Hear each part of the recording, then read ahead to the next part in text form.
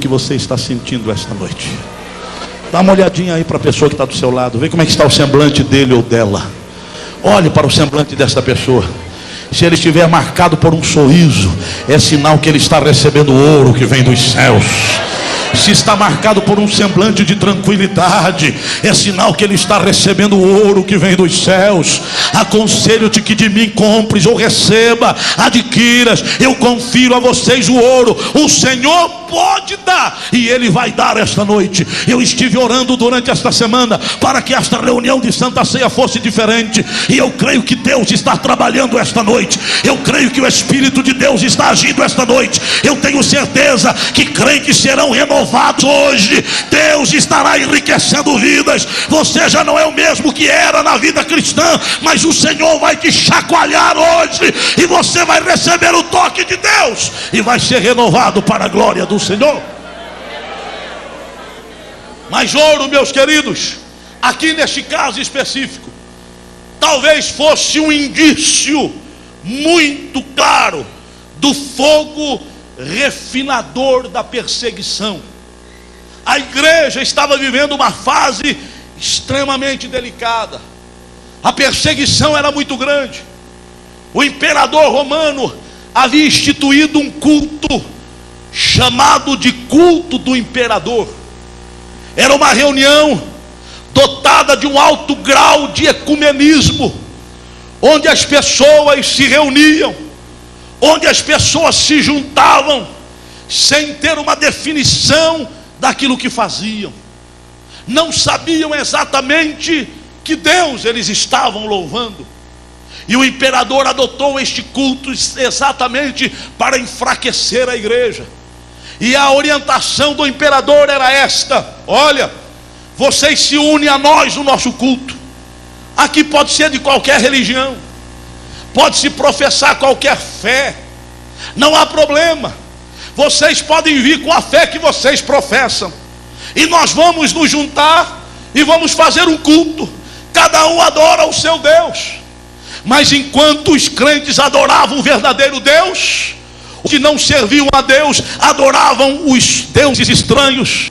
E saibam de uma coisa: o que mais contribuiu para a destruição do povo de Israel em todas as eras, em todas as épocas, foi o pecado da idolatria.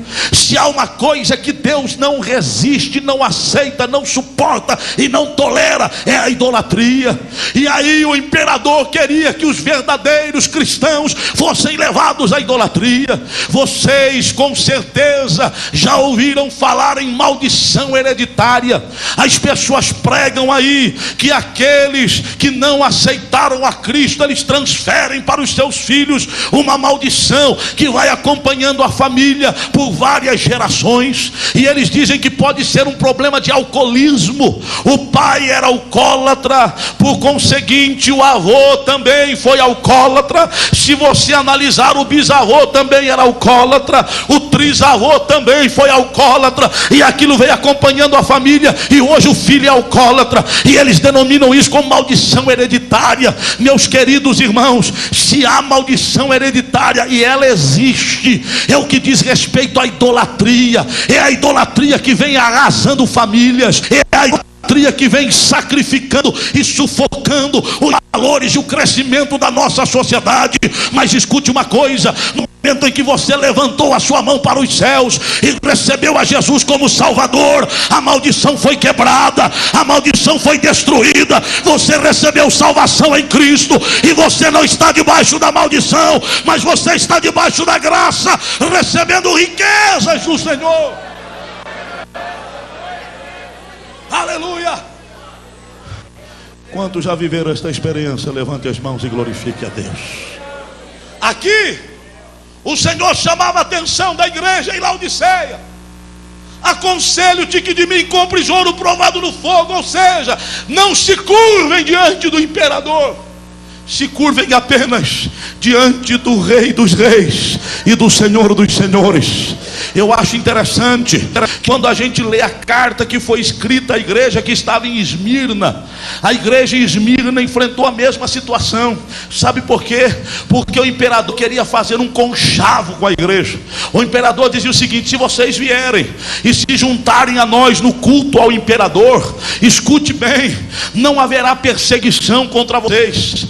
As portas do Império Romano estarão abertas para vocês. Vocês terão recursos. Vocês não sofrerão nenhuma retaliação e nenhuma perseguição. A igreja em Esmirna tinha passado por isto. E o Senhor, escrevendo à igreja em Esmirna, diz: eu sei as tuas obras, e tribulação, e pobreza, mas tu és rico. E a blasfêmia dos que se dizem judeus e não o são as sinagoga de Satanás. Há até mais das coisas que hás de padecer. Eis que o diabo lançará alguns de vós na prisão, para que sejais tentados, e tereis uma tribulação de 10 dias. Esses 10 dias aqui é uma referência a tempo, não a 10 dias especificamente. Mas aí o Senhor diz: sê fiel até a morte, e te darei a coroa da vida. O Senhor estava dizendo à igreja em Laodiceia: faça como Esmirna. Eles não se curvaram diante do imperador, eles não se curvaram diante da idolatria. Alguns estão dizendo que eles são pobres, eles estão sendo